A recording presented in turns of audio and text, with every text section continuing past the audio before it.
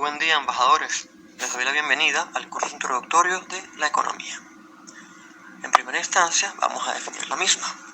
La economía es una ciencia social y en la actualidad no existe una única definición de economía que englobe todos sus enfoques y áreas de estudio, pero existen ciertas premisas básicas de las que surgen los diferentes conceptos.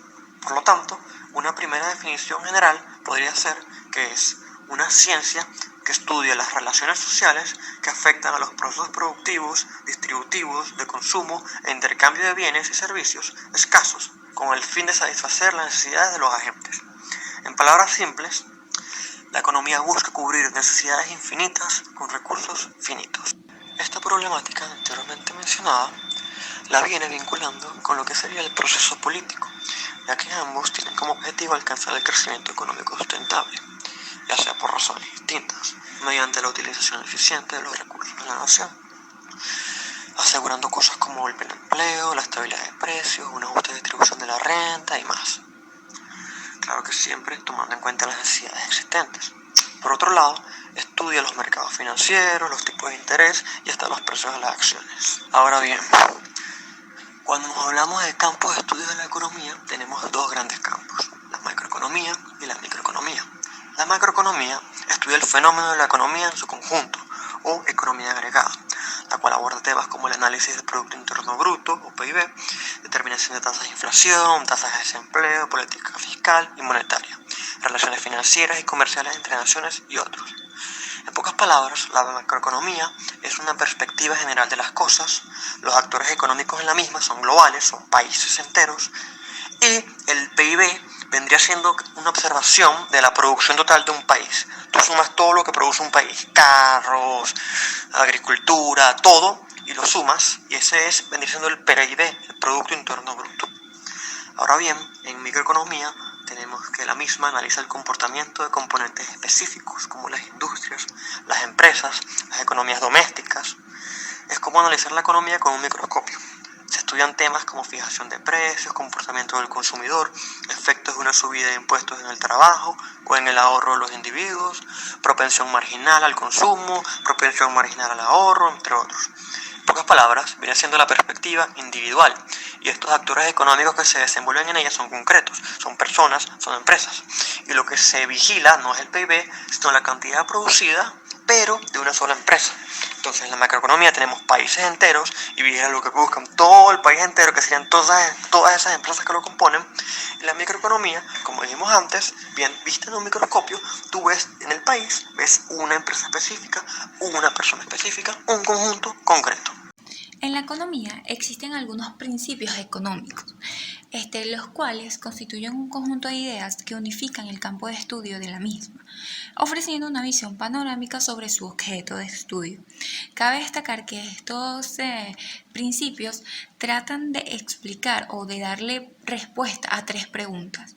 La primera de ellas es cómo toman decisiones los individuos, ya que la economía trata de reflejar la conducta de los individuos y esto conforma lo que es la economía como tal. La segunda pregunta sería cómo interactúan los individuos. Esas decisiones que cada uno de nosotros tomamos no solo nos afecta a nosotros, sino también afecta a otras personas. Y la tercera pregunta es cómo funciona la economía en su conjunto, ya que todas las decisiones e interacciones de los individuos constituyen a la economía como tal. El primer principio es que los individuos se enfrentan a disyuntivas. O sea, cada día nosotros nos enfrentamos a que tenemos que tomar unas decisiones. Y esto se resume el dicho, el que algo quiere, a algo le cuesta. Para conseguir lo que nos gusta, normalmente tenemos que renunciar a otra cosa, que puede ser que también nos gusta o nos gusta más. Entonces, tomar decisiones es simplemente elegir entre dos objetivos. Para aplicarlo más a la economía, se puede decir que la sociedad hoy en día se enfrenta a una disyuntiva o a una decisión entre ser eficiente o ser equitativo. cabe destacar que la eficiencia significa que la sociedad está sacando el mayor provecho posible a sus recursos escasos. Y la equidad es que está distribuyendo equitativamente los beneficios de esos recursos entre los miembros de una sociedad. Entonces, estos dos objetivos suelen estar en conflicto al elaborar la política económica. Lo podemos ver por lo menos con el petróleo. El petróleo es un recurso escaso. Entonces, el petróleo que tiene un país o que tiene una sociedad, puede ser explotado de una manera eficiente, pero también los recursos que se derivan de estos se tienen que repartir de una manera equitativa. Y es allí donde entra el papel del gobierno, y dependiendo de sus decisiones y su política es que pueden llegar a equilibrar estos dos objetivos. No es solamente con el petróleo, también es con cualquier otro recurso escaso en el mundo como tal. Recordemos que ya lo habíamos dicho anteriormente, que las necesidades del individuo o las necesidades de las personas son infinitas, pero los recursos para satisfacer a las mismas son finitos, o sea, hay escasez para dicha satisfacción. El segundo principio es: el coste de una cosa es aquello a lo que se renuncia para conseguirla. Como los individuos se enfrentan a disyuntivas, que fue el principio que vimos anteriormente, para tomar decisiones deben comparar los costos y los beneficios de los diferentes cursos de acción. O sea, qué es lo que se deriva de tomar esta decisión a qué es lo que se deriva de tomar la otra decisión. Esta diferencia a veces no es muy evidente. Entonces, a lo que renuncias es lo que se le llama el coste de oportunidad. Simplemente es aquello que debe renunciarse para obtener una cosa. Cuando tomamos una decisión, como estudiar en la universidad, debemos ser conscientes de estos costos que acompañan a cada una de las opciones que tenemos enfrente. Por ejemplo, los deportistas en edad universitaria que pueden ganar millones si abandonan los estudios, si capaz le consiguen una firma y lo firman y se va a aprovechar esa oportunidad y juegan deportes profesionales. Ellos tienen que estar conscientes de que para ellos el costo de oportunidad de los estudios universitarios es muy alto, simplemente porque están desechando estudiar en la universidad para irse a jugar profesionalmente. El tercer principio sería que los individuos responden a los incentivos. O sea, tanto tú como yo tomamos decisiones diariamente y tenemos que comparar los costes y los beneficios de ellas. Nuestro comportamiento puede cambiar cuando cambian esos beneficios o esos costos. Por ejemplo, cuando sube el precio de una manzana o cuando sube el precio de una mandarina, tú vas a decidir comer más peras o más cambur y menos manzanas o mandarinas, porque simplemente el coste es mucho, y el coste y beneficio, esa comparación te lleva a tomar la decisión de irte por la pera o por el cambur en vez de la manzana y la mandarina. Entonces, los incentivos desempeñan un papel fundamental en la determinación de la conducta, ya que es importante para las medidas que han de tomar los poderes públicos. O sea, los poderes públicos, es decir, el gobierno, las autoridades monetarias, que entre ellas se encuentra el Banco Central y todo lo demás. Entonces, cuando estos poderes no tienen en cuenta cómo influyen sus medidas o cómo influyen sus decisiones en los incentivos, pueden producir unos efectos contrariados a esta decisión. Por ejemplo, un impuesto sobre la gasolina incentiva a un mayor uso de carros más pequeños o al uso de transporte público. Otro ejemplo, que no es como económico, el cinturón de seguridad. ¿verdad? El cinturón de seguridad debería ser como un mecanismo de seguridad, ¿verdad? Las personas deberían eh, conducir normal. Sin embargo, al tener un cinturón de seguridad, hay un alto porcentaje de que las personas conduzcan más rápido simplemente porque tienen la confiabilidad del cinturón de seguridad. No miren bien por dónde conducen. O sea, es simplemente hizo como el efecto contrario para lo que se quería el cinturón de seguridad. Entonces, eso es, los incentivos llevan a que tú te comportes de una manera totalmente diferente a que cuando tenías o no tenías ese elemento. El cuarto principio dice que el comercio puede mejorar el bienestar de todo el mundo. El comercio entre dos países puede mejorar el bienestar de esos dos países. Es decir, que cada persona puede especializarse en actividades que mejor realiza, ya sea cultivar en el campo, coser o construir viviendas. Comerciando con otras personas pueden comprar una variedad mayor de bienes y servicios, capaz a un costo más bajo. Los países, así como las familias, se benefician de la posibilidad de comerciar. El comercio permite a los países especializarse en lo que hacen mejor y disfrutar de una mayor variedad de bienes y servicios. Por ejemplo, todos conocemos que China es una gran producción, tiene una gran producción a nivel de comercio de volúmenes mayores. Por lo tanto, hace que su mercancía sea muchísimo más barata. Entonces, capaz, si tú quieres hacer algo que ellos lo producen en más allá y lo quieres hacer acá más local, puede que te salga mejor traerlo desde allá que hacerlo acá y comprarlo acá como producto nacional. O sea, ese comercio hace que tanto el quinto principio dice que el nivel de vida de un país depende de su capacidad para producir bienes y servicios. Vamos a tener un ejemplo.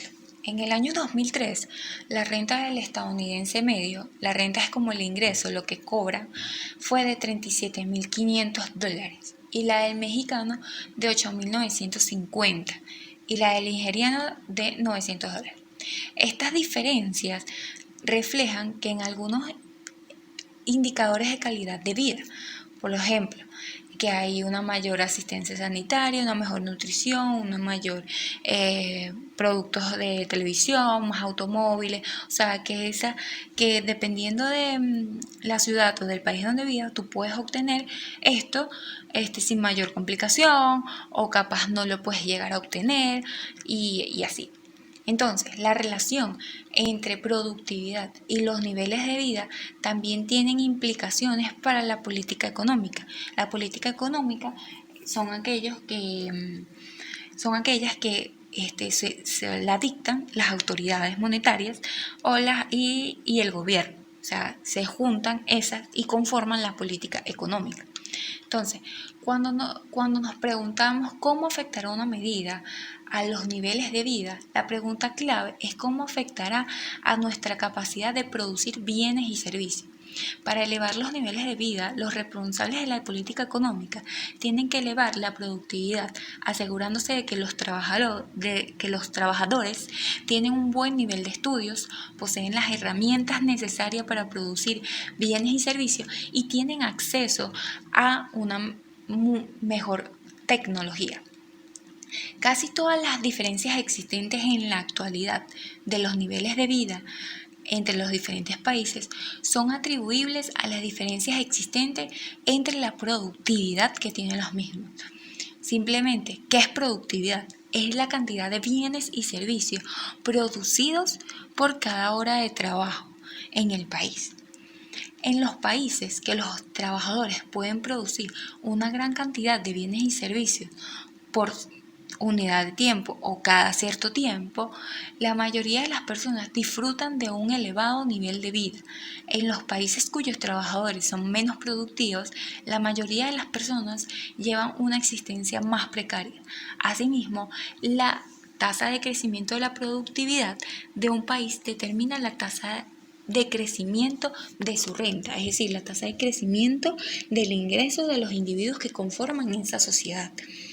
Ahora bien, en pocas palabras, el nivel de vida que podamos tener dependerá de el nivel de producción que diste o que haga ese país. Entonces, cuando existen barreras o cuando existen medidas que adoptan las autoridades, el gobierno o eso, cuando existen medidas que frenan la productividad de alguna manera, el nivel de vida en conjunto, en promedio del país, puede bajar porque la productividad está bajando. Entonces, por eso es que las políticas económicas que rigen un país tienen que estar con objetivos muy claros para que la economía existente en esta sociedad pueda seguir funcionando y funcione de una manera más eficiente. O sea, todas las medidas que ellos adopten tienen que facilitar dicha producción, más no frenarla. Y cabe destacar que todo eso tiene un impacto también en lo que es la macroeconomía local o la macroeconomía o cómo se ve el país en donde estamos, por lo menos Venezuela, cómo se ve en comparación con los otros países. Entonces la calidad de vida disminuye, el ingreso de la población de ese país disminuye y todo eso es afectado por el nivel productivo de ese país.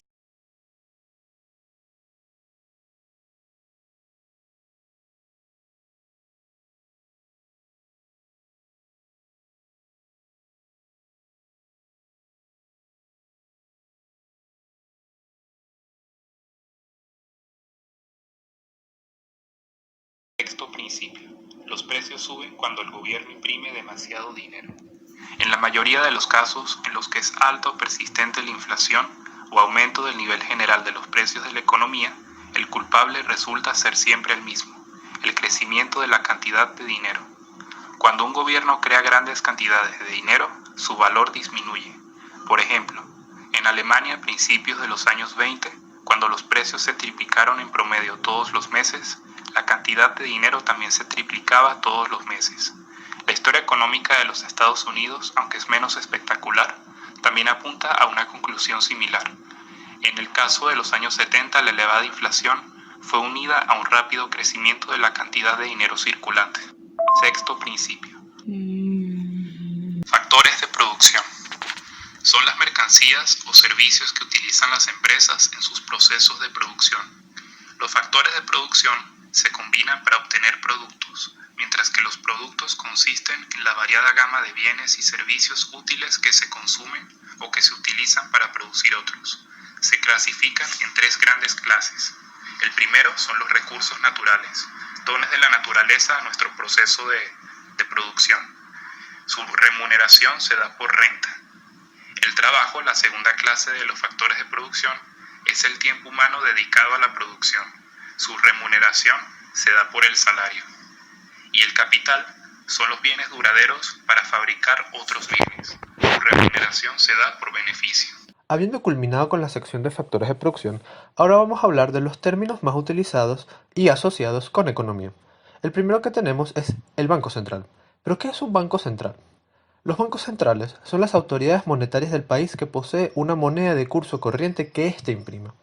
Esto se debe a que si no posee una, la existencia misma del banco no sería necesaria, puesto no se tiene control sobre la impresión del circulante y demás actividades relacionadas con la emisión de moneda fiduciaria, es decir, moneda no respaldada.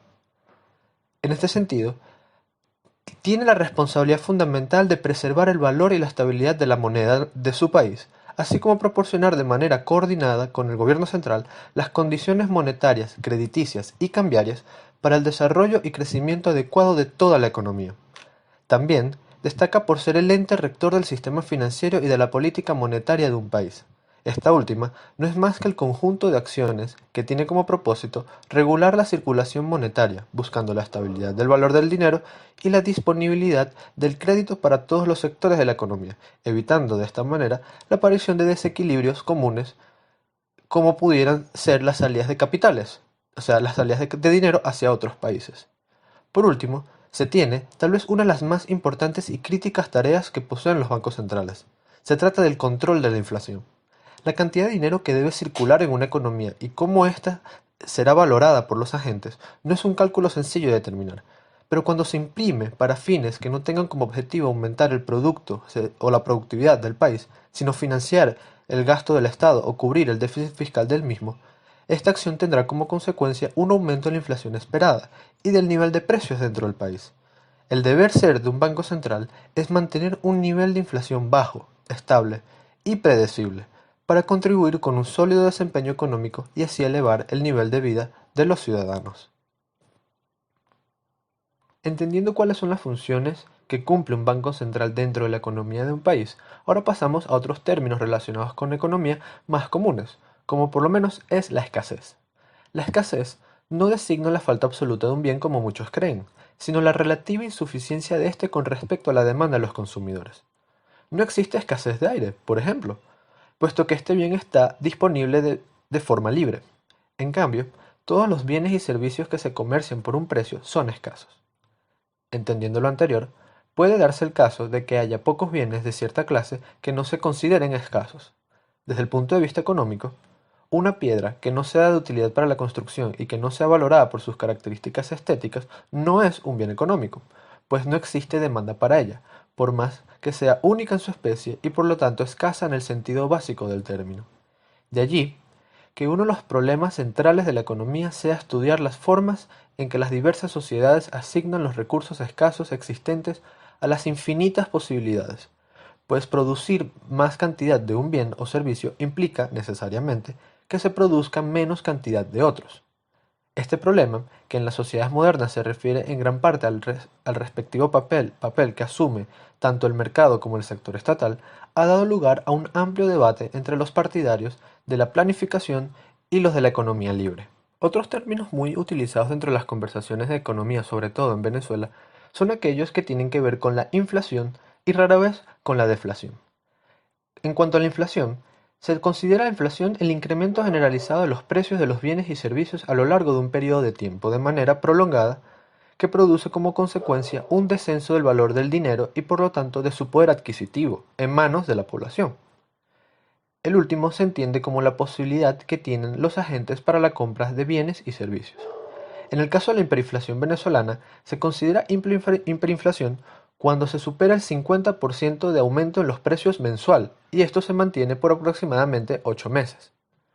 En el caso de la deflación, que es lo contrario a la inflación, es la situación opuesta, en el que el valor de la unidad monetaria aumenta como resultante de la baja de los precios.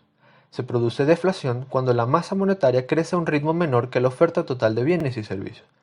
Existen pocos ejemplos a lo largo de la historia que hayan sufrido de grandes deflaciones. Uno de ellos es Japón durante la llamada década perdida. Entendiendo todo lo anterior, aún nos falta por introducir un término clave dentro de la economía, que es el mercado, que es donde la economía funciona. Aunque generalmente se entiende como un espacio físico, es decir, un establecimiento, económicamente, un mercado es aquel lugar donde existen ofertantes y demandantes dispuestos a realizar un intercambio que favorezca a ambas partes. Y dependiendo del sistema de mercado que se escoja en una nación, si es controlado o no controlado, por ejemplo, también se puede saber el tipo de economía que éste tendrá. Del mismo modo, existen distintas clasificaciones de mercados. Los mercados financieros y de capital, por ejemplo, son aquellos donde se realizan intercambios, compra y venta de activos con la esperanza de obtener un beneficio de tal acción. Podrían ser acciones de una empresa, bonos, entre otros instrumentos financieros. Otros, como en los mercados negros, es donde bienes y servicios se intercambian de manera ilegal o al menos no autorizada por los entes gubernamentales. Por último, y de acuerdo a su competencia, tenemos los mercados de competencia perfecta, el cual se trata de un concepto teórico pues no es aplicable a la realidad, los mercados de competencia imperfecta, que son los que existen hoy en día, los monopolios, los oligopolios, los monopsonios y de competencia monopolística. Habiendo mencionado la parte de los mercados, que existen formas distintas y estas pueden determinar la forma que va a ser la economía general de un país, podemos hablar principalmente de dos sistemas: los sistemas de economías libres, del libre mercado, y los sistemas de economía centralizada. El primero, el del libre mercado, es aquella que se maneja por la interacción entre la oferta y la demanda, lo cual tendrá como resultado el precio y las cantidades de equilibrios para los bienes o servicios transados en esa economía. De esta manera, la decisión de qué se produce, cómo y para quién termina en manos del mercado y sus agentes. En otras palabras, el Estado no interviene de forma directa en su conducción, mas es quien establece el marco regulatorio mediante la creación de instituciones y debe velar porque éstas se cumplan, es decir, porque las leyes establecidas para el mantenimiento del mercado se cumplan. Un ejemplo conciso de este actuar del Estado es la prohibición de los monopolios u otros modelos que atentan contra la libre competencia en condiciones iguales. Otro papel que debe asumir el Estado, como ente regulador de un sistema de libre mercado, es que debe crear y mantener incentivos que promuevan la inversión de los agentes en su economía. De esta percepción surgen conceptos como la propiedad privada, pieza clave sin la que ninguna economía que busque desarrollarse podría alcanzarlo. Ahora, con nuestro segundo sistema, después del de libre mercado, tenemos las economías centralizadas. También conocidas como economías planificadas, es aquel sistema económico donde la decisión del qué, cómo y para quién termina siendo realizada por el Estado. Bajo la primicia de buscar la justa distribución de la renta, este se presenta como la autoridad encargada de dirigir toda la actividad económica, dejando de un lado a las decisiones de los agentes privados. De este modo, su propiedad, es decir, la propiedad privada, pasa a volverse propiedad colectiva, principalmente en aquellos sectores estratégicos para el país, como los sectores productivos. Siendo el antónimo de la economía de libre mercado, sus orígenes pueden encontrarse con la fundación de la Unión Soviética y guarda ciertas similitudes con el concepto de Marx y el comunismo, pues esta forma de sistema se le conoce como de planificación centralizada. Hoy en día existen todavía países que aplican este sistema económico, como lo son Cuba y Corea del Norte. Otros, como China, lo abandonaron hacia finales del siglo XX. Para terminar, le queríamos dejar esta gráfica del comportamiento de la inflación en Venezuela. Como se puede observar, a partir del 2015, el alza de los precios de los bienes y servicios en la sociedad venezolana subieron exageradamente, colocando a Venezuela en una hiperinflación. Esta gráfica se sacó de Statista y refleja hasta el año 2018, en donde se ve una amplia tendencia súper exponencial, que subieron los precios demasiado abrupto, y bueno, hasta el momento en lo que vivimos todos, y que se habla y que cada día suben los precios, y es algo que podemos observar. Espero que le haya gustado esta explicación, esta clase, y bueno, cualquier cosa, cualquier duda, estamos para acá para servirles. Muchísimas gracias por su atención.